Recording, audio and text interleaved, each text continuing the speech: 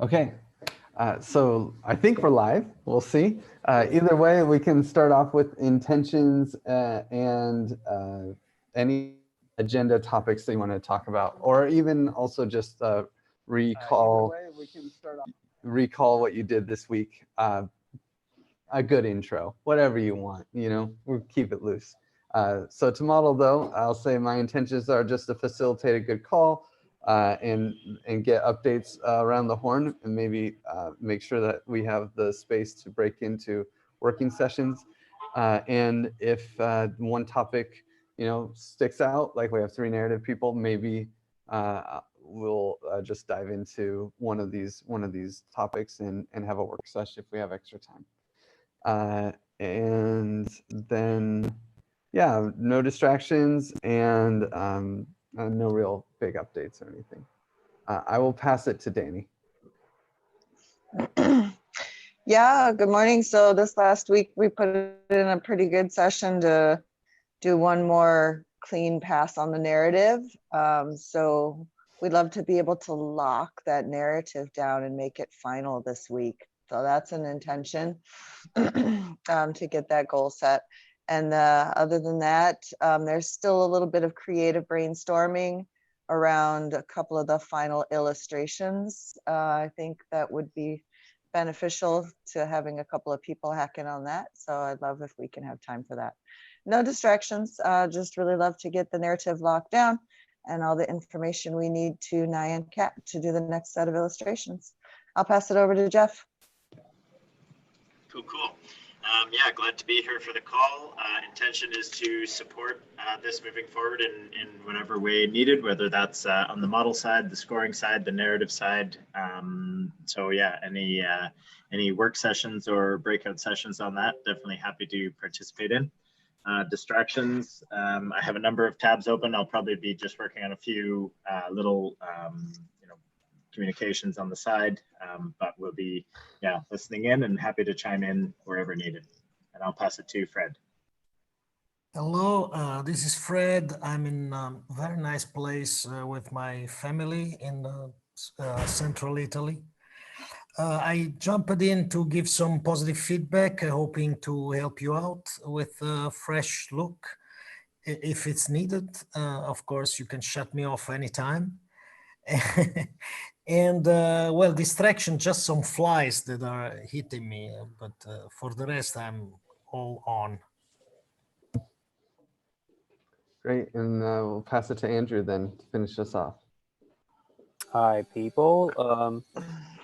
So last week I had a very nice productive call with Griff where we figured out like what all the equations from Zargam were doing, and whether they were good assumptions. And spoiler, all the equations were very good.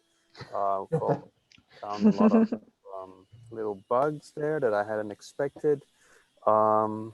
Yes, so now it's basically processing the findings from that call, writing and revising the comments to include the findings from that call, and seeing what other insights fall out of this. One of them is like to move the sentiment calculation out of most policies and state update functions, because sentiment calculation is spread all over the place.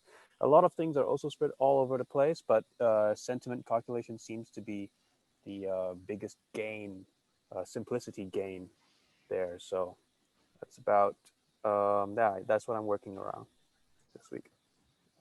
Andrew, thank you so much. Do you have any agenda topics you want to talk about for cadCAD? Like what?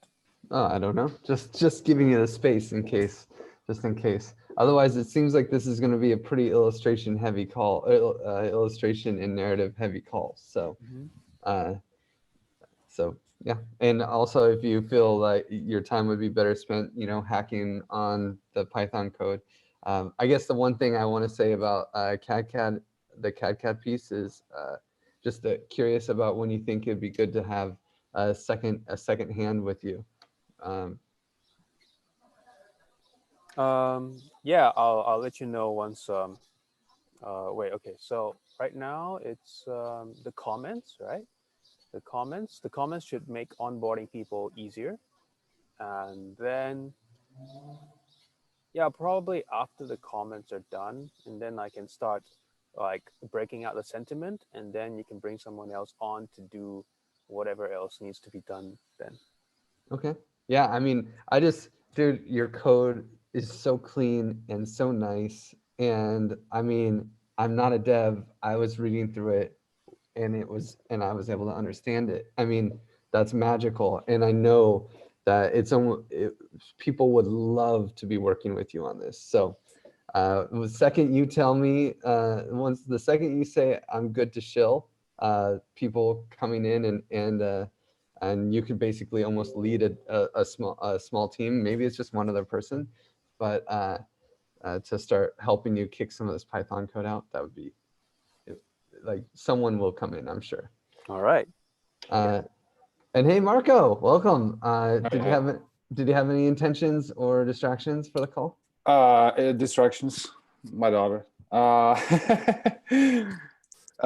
Intentions, actively listening, getting more familiar with the project itself, and that's just for this first meeting. Cool. Well, what I'd like to do, I think that with this, besides Andrew, everyone in here is very interested in the narrative and illustrations. So maybe Danny, I could give you the floor just to give some updates on the narrative, and then I'll take it away on the outline of illustrations, and then maybe we just break off into hacking on it. Yeah, that sounds cool. Yeah, sounds good. So, for the first part of the time, the focus was just on figuring out the scene and the setting and the order of each of these parameters that we're collecting. So once again, last week, we did make one more tweak to the order of things. And basically what that changes is we're looking at how to present the proposal selection process more clearly, and how to actually illustrate that proposal process is probably going to be the primary focus here this next week. But what I'd really love to have happen is to get a few people to actually read through the entire thing and look for any inconsistencies in the way the tale is told. Because, like I said, we have rearranged things a few times, which meant the way the story flowed had to be adjusted. Now, I feel pretty confident in it, but I haven't had anybody like actually read all the way through and give a thumbs up. What I would love to do is, from a project management perspective, to have a couple of people read all the way through it,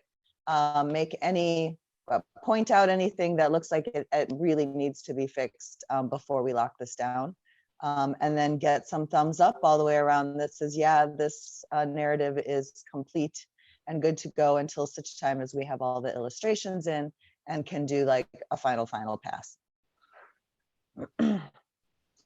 So that said, I'd love to know, is there anybody are there a few people who are like brand new to the narrative, like looking at it really fresh from these last few changes?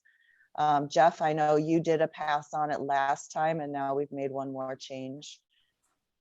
I think I'm pretty fresh. I saw it a month ago. So if you want me to read it through, I can volunteer in doing it. By the way, Danny, I'm brand new to the narrative, so I'm gonna read it like completely fresh.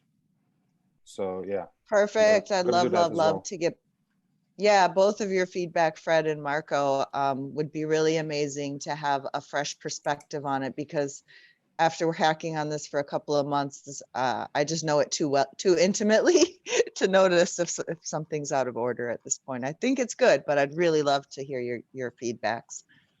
And I don't know if that makes sense to do that on the call, but that's the stage that we're at right now, is to get this last pass of feedback here, preferably maybe if not today, by tomorrow, and be able to have this locked down this week. And how's the end? Have you been able to put a lot of time into the hacking on the end? Because I know the beginning we've gone through so many times, but the very end is like. So at the very end, the idea is that this is pretty easy and the group's caught on. And the big question is, did we do a good job or not? And so there's like the alternate ending scenario that we proposed, I think 2 weeks ago, to be able to have 2 different outcomes depending on what they're, I mean, I guess we know that any outcome could be okay depending on what your organization is, and that might need a little bit of explanation and hacking a bit.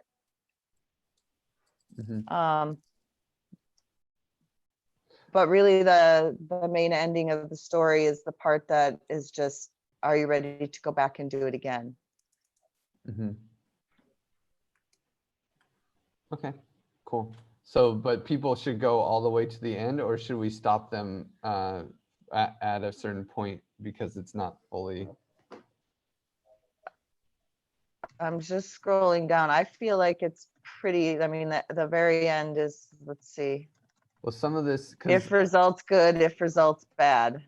yeah, Right. and then, yeah, like I don't really know how to write this without having knowing what charts and things are going to be in there. So I'm this part's a little tough for me once we get down to what I see. Yeah, this is where we need result criteria to fork the storyline.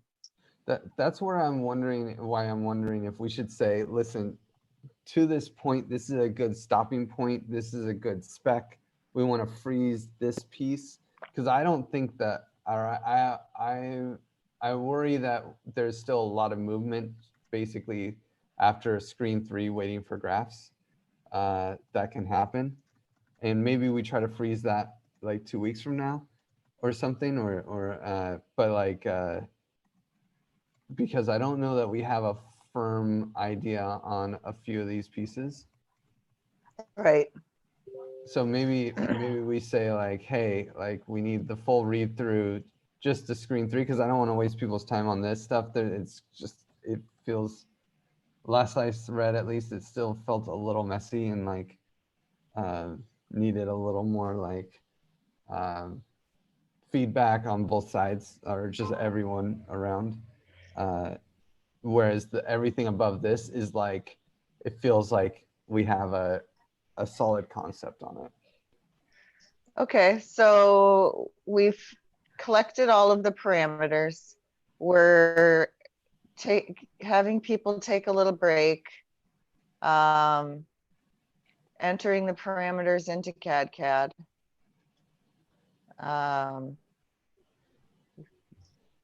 So now then the results start coming in, the first graph appears. I guess that's probably where it's a little questionable. Did the community achieve continuous sustainable funding? Because I don't actually know how that presents and how to write the rest of that. So I agree with what you're saying, but I'd love to get the read through all the way down to that part.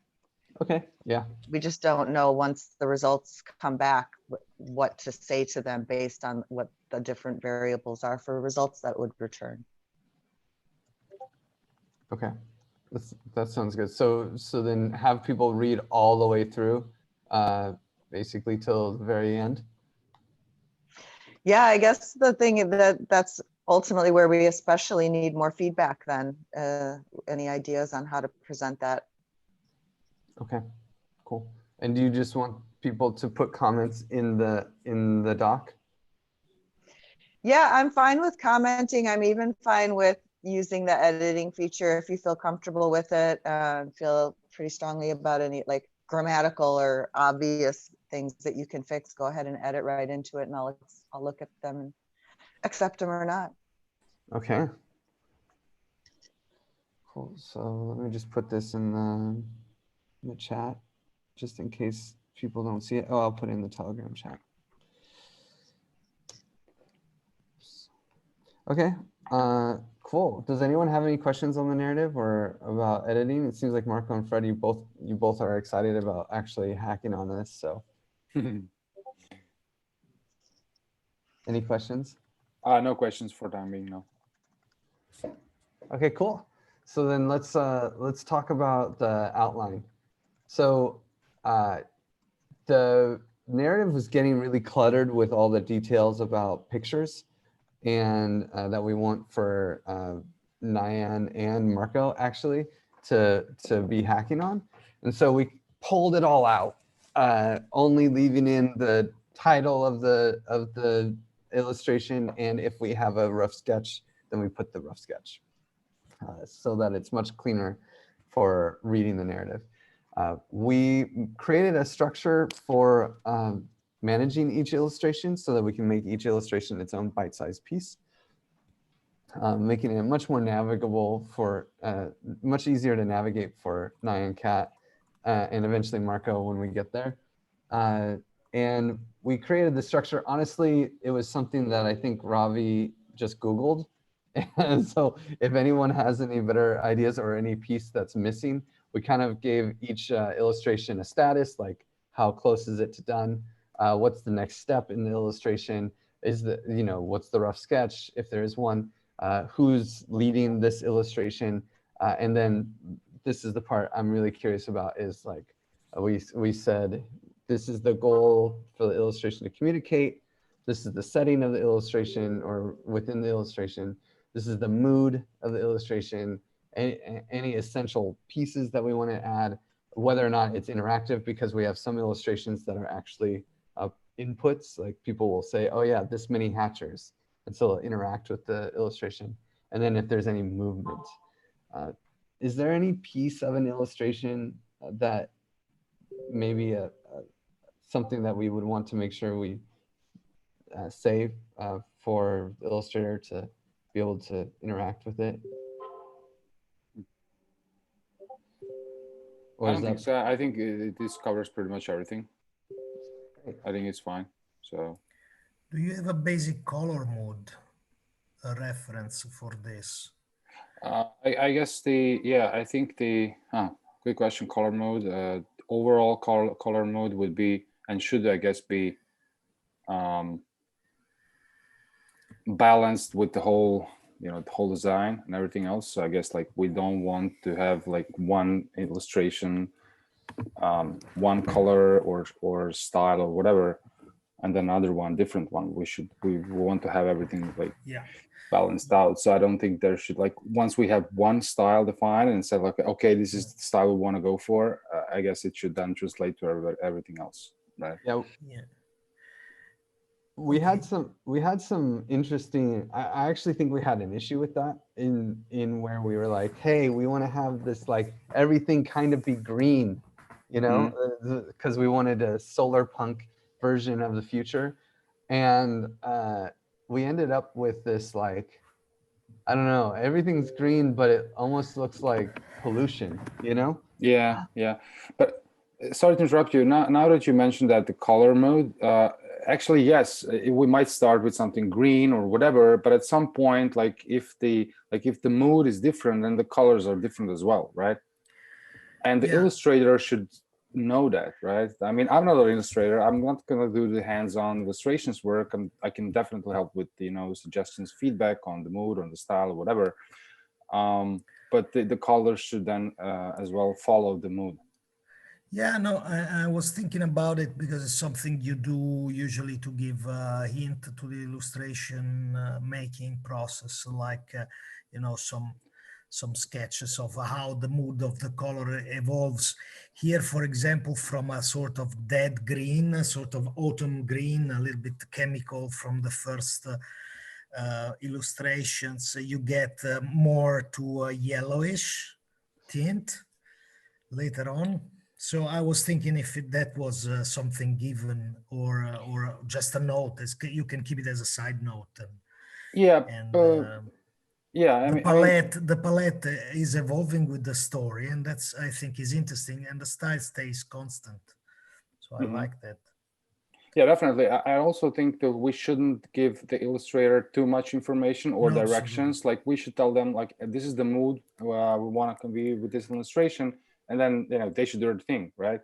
If we're just jumping in here and saying like, no, we wanted this color, no, I think we should do that. I mean, come on, like, you're the professional, do the job, And I think that's what happened. That was not what I meant. What I meant, no, of course. it was something that was given before, like in the picture that you have on the page above.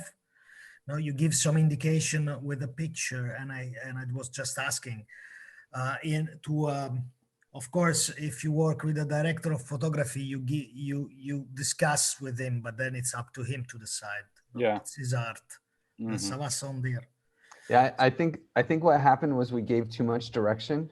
Specifically, we told them, hey, we want these colors, you know. Yeah, And yeah, Max said, yeah, we want this green and we want this. 70% of the colors should be green, you know. And then we ended up with that. So that was a mistake, because Yeah, this is I've been supposed to be there. like, it's supposed to be a dystopian future, and then Yeah. time travel into a beautiful, oh my God, this is Barcelona in 2020, beautiful outdoors. Like, no, it looks like polluted dystopian present. Like it's the wrong, it didn't work. So, so yeah, less direction, I think, is the right path. And hopefully she can be cool with us going back on our original ideas. All right. And not feel too frustrated. But this is something that we need to make sure we try to set up a call with Danny and the illustrator, because Danny is the narrative lead, and just making sure that you guys sync. She has not been easiest to communicate with lately on Telegram. I don't think she uses the app very much. So, but she does respond in a couple days. Is there like a day, Danny, that would be really good to try to do this for one of your mornings? Yeah, pretty much. So a morning, Well, I could do, yeah, early tomorrow morning, and then Friday and Saturday. Friday, Saturday? Okay. I'll Yeah. shoot for Friday, Saturday, just because it seems to take like a day or two to get her to respond. Yeah. Okay. So yeah, and as you go through the narrative, especially near the end, we have not really fleshed out some of these illustrations. And I would really love if you guys get to here and you have some comments. It would be great for them to come in, but also, you know, they might have more questions than comments. And feel free to reach out to me because it's not fully communicated on basically illustration 11 down is just not fully fleshed out. And Marco, in some of these, like I think this one actually is going to be you, because it's not actually going to be an illustration. It's going to be a graph. Yeah, it's And a graph, or yeah, got it. the devs will need a mock-up. And there's I think that's the big one. There might be, we haven't really figured out what to do here, so there might be a mock-up there too. But this is definitely going to be the big one. And so we might even, when you get to this illustration 12, I don't know, Danny, did you have did you actually end up with a plan for, in the narrative, a story around this yet? I'm sorry, I was totally typing something else. So you're talking about which illustration? The 12, the one where Glenn buys, you know, stakes tokens, and then Vitalik stakes tokens, you know, and then the proposal passes or not. No, right? Yeah, well, I just wrote the little story of that exactly in words to match what is already drawn. So that drawing that you did, I wrote the word explanation to match that. So I don't know how we would illustrate or animate that in any way. Okay, perfect. So right here. That's great. Well, and this was actually Sam drew this. So I wish I had that kind of artistic talent, honestly. It's beautiful. Yeah, I mean, ideally it would be neat to actually change it based on the 3 different scenarios, or at least have something where when you click on it, it moves to the next moment in the graph, maybe like changes it color, so you can see at this point we're this far, then this happens, and we're this far, then that happens all the way through. Ooh, that's really good, because we are going with a mobile first expectation. And yeah, I was really curious about how we would have this drawing, this experience go, because it's a little too much for one phone screen, I think. especially if it's in the vertical mode, because basically Yeah, it's the experience of conviction voting, where someone votes, then they take away their voting power, and you get to see what happens to the voting power for that proposal. And right. then someone comes in and does more. It's a lot going on for a phone. Yeah, I mean, even I mean, I could think of creative ideas, like if we put a little Glenn there and you click on the button next to him for him, you know, Glenn votes, hit this button. This is what happens. Okay, Glenn changed his mind, hit the button again. Now this is what happens, you know, so we could represent it by having a button that you hit to actually initiate a change and then see the change happen on the graph.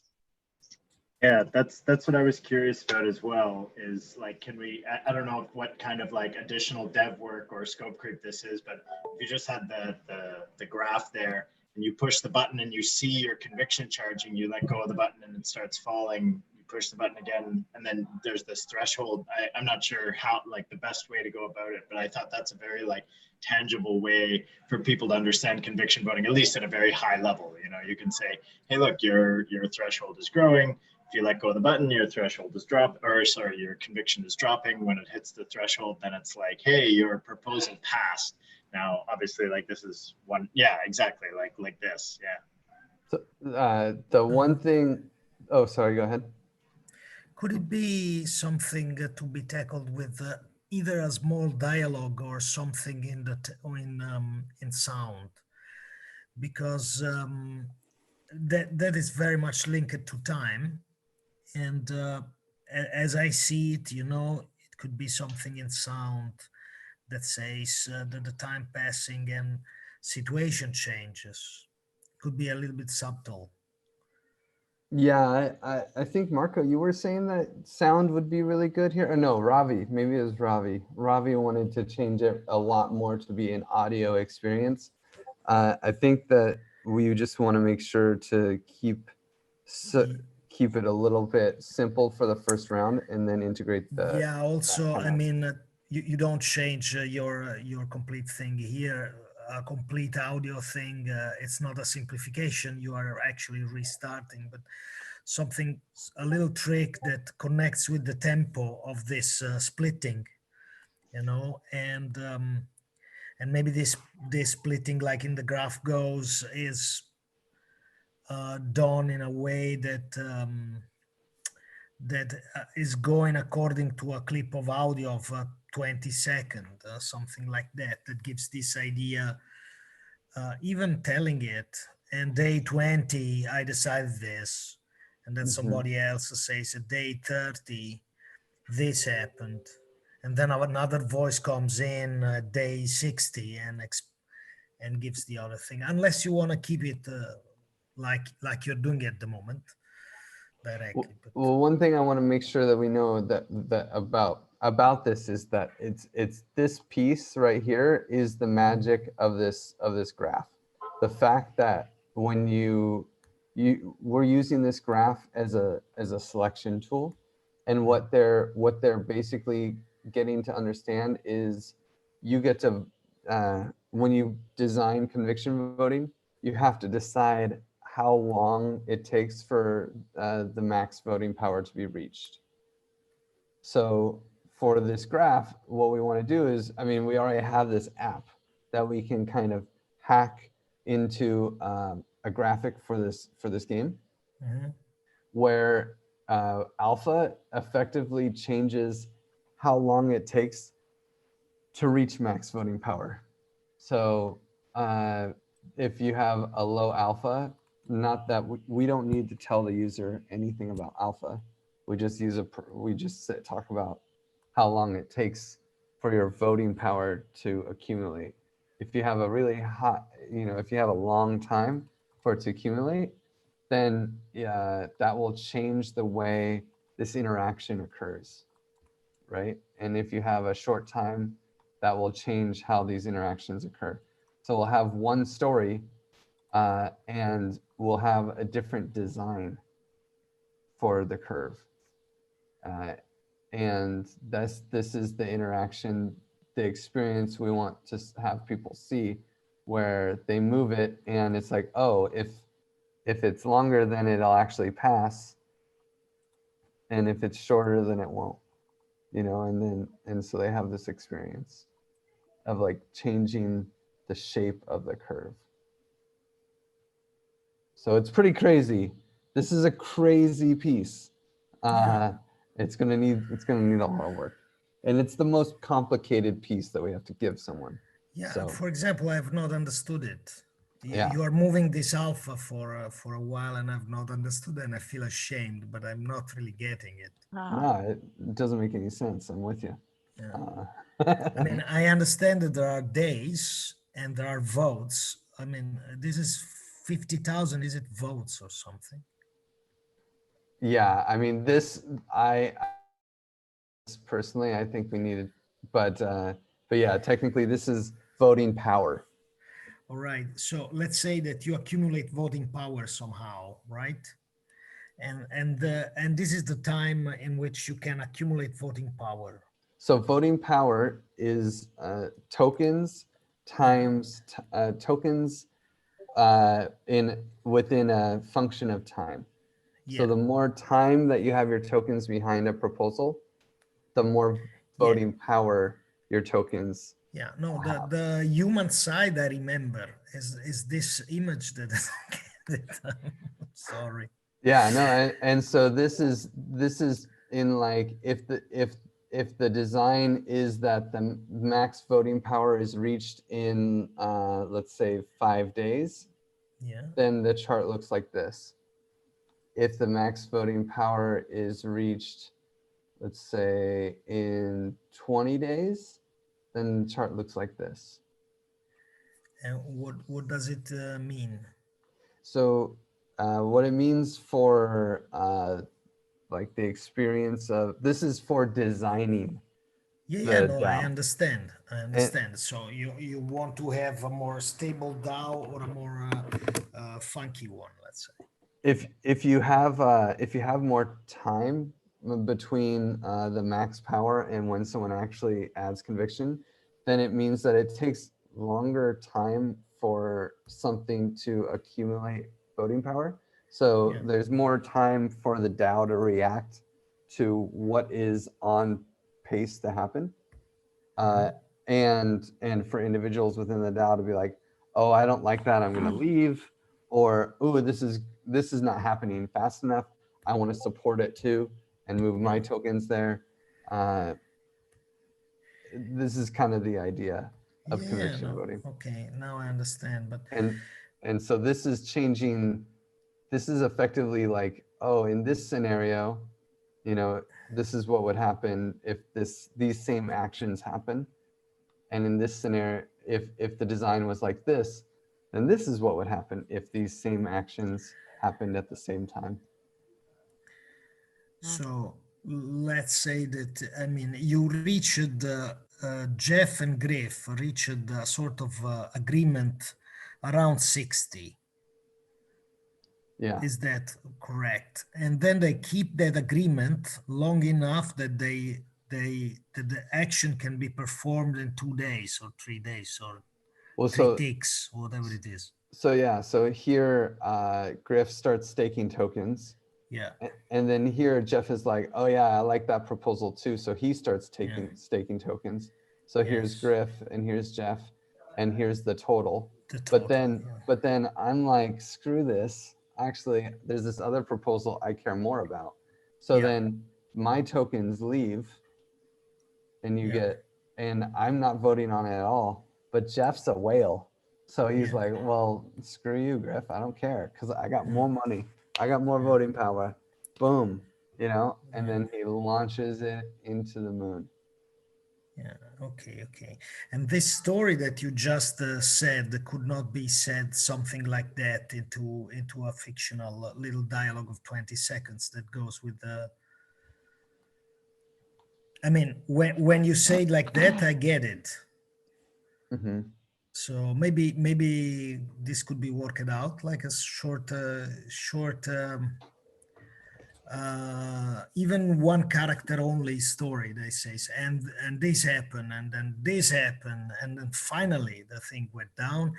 But we thought, because I could not realize this, that was totally fundamental. I took the machine and went back in time again to convince Jeff to change his mind, right? Or to design the DAO in a different way. And then I moved the thing, and I showed that I can design the DAO in a different way, in which it's not Jeff that wins, but it's Griff that wins, or something like that. Yeah. Maybe it's too complicated, but just an idea. I throw it down. No, So- I think, oh, go ahead, Danny. Well, it's just an interesting thing I'm realizing, because the story does say that, and we're trying to figure out how to illustrate the graph to reflect it. But what I think I hear from you, Fred, is it would be nice if that actually played out with an audio that is synchronized to what's happening on the graph. Is that what you're saying? Like if Yes, you that's hit what a I'm button saying. and the graph plays out, and an audio voiceover maps each of those changes to what actually happens on the screen, that would be a more effective teaching method. That's more or less what I mean. Yes, thank you. Mhm.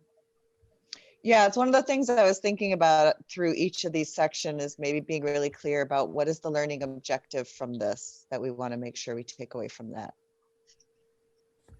Yeah, and in this one, this is how conviction voting accumulates, how conviction voting, Yeah. this is a part of how conviction voting works. I wish it was all of it. Unfortunately, but Could it be yeah. rephrased like, this is why conviction voting is cool, or it's important, or or it works? Mhm. Because I mean, it's a meaning to an end, and the end is reactiveness or stability in decision making. So making a fast deciding kind of DAO against a more meditative one. Yeah, but and man, it gets, and maybe we should separate these two pieces, because what's really complicated here is it's not just like, hey, this is how it works. It's also like, okay, this is an important design factor that you have to choose. Yeah, but that could be something like taking the wrong decision, going back and changing the decision to, since our character knows the future, that's justified, right? Yeah, the character ends up being able to take the factors that are decided and see what the future holds for this commons, and then if at the end they can go back, but at this point they can't see the future until they have all the pieces. Yeah, okay. Sorry, I don't want to insist and block everything. It was just an idea. No. I'm really, I really think I kind of brought us to this place to really talk about this one piece, because Yeah. it's probably going to be the piece that's most critical, or the most likely for people to be like, I don't get what's going on, and just dropping off when they're reading this story. That from what I can tell, everything else is relatively simple. Yeah. This is like where we're planting our flag, and we're going to say, hey, we're going to try to like really exercise your mind here on conviction. Is it voting. because I mean, in our experience, steering a vote is always something in which partially there is an intervention that is open, and usually there is an intervention that is hidden. So the whole narrative of voting, it's hard to see only in counting stones put in a jar, that you can take off and put back in, and take off again and put more, and who has more stones. I mean, democracy is write a name of somebody that you don't want in the city and put it in the jar, on a piece of ostraca. So that's a little bit what I have in my mind when I think about the process of convincing somebody to change his mind. So the focus here is on something that is close to counting, while I'm thinking of something that is close to politics.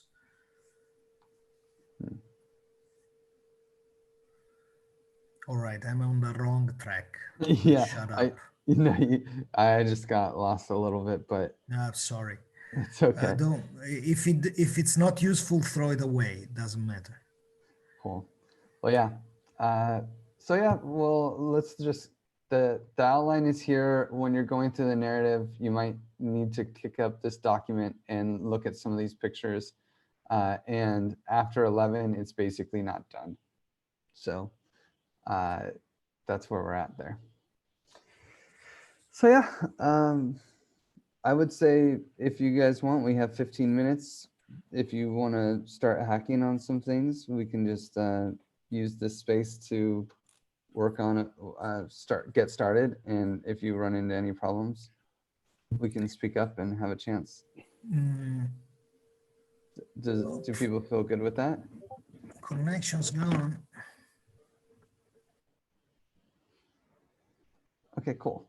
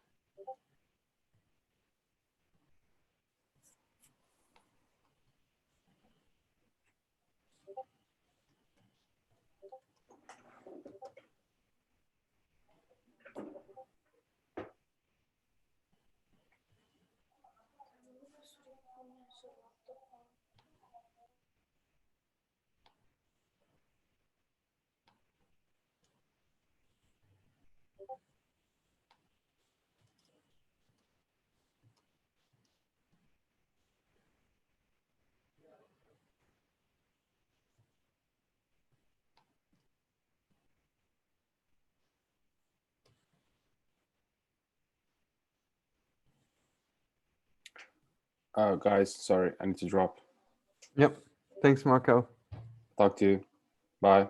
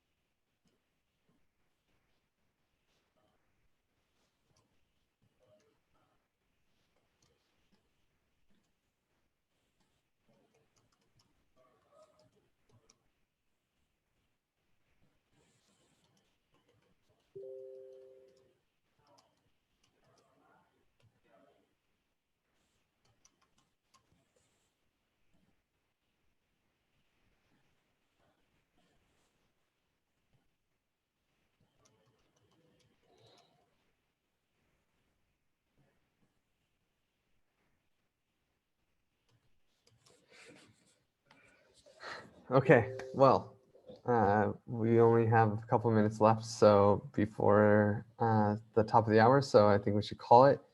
But thank you guys for hacking on this with me and going over the narrative today. Any last words? I'm just going through and seeing people's comments right now, and I'll continue working on it here today. So appreciate any feedback that anyone's putting in there, and I'll be responding to it. Great. And then, so I think the other thing is we'll shoot for Friday, if possible. Friday would be perfect for a follow-up. With Nyan Cat? Yeah. Okay, great. Yeah. I just wanted to say it's looking great since I last jumped in as well. I think some of the explanations and the clarity is really coming together. Really stoked to see the progress on this, and yeah, I think it's looking real good. Yeah, yeah, excited about Great, the thanks, freeze. Jeff. Yes. All right. Any doodle suggestions, illustration stuff for the ones we don't have at the bottom around how to display proposals? That's kind of an outstanding idea too. Yeah. All right. Thanks to everyone so much. Bye, guys. Cool. See ya.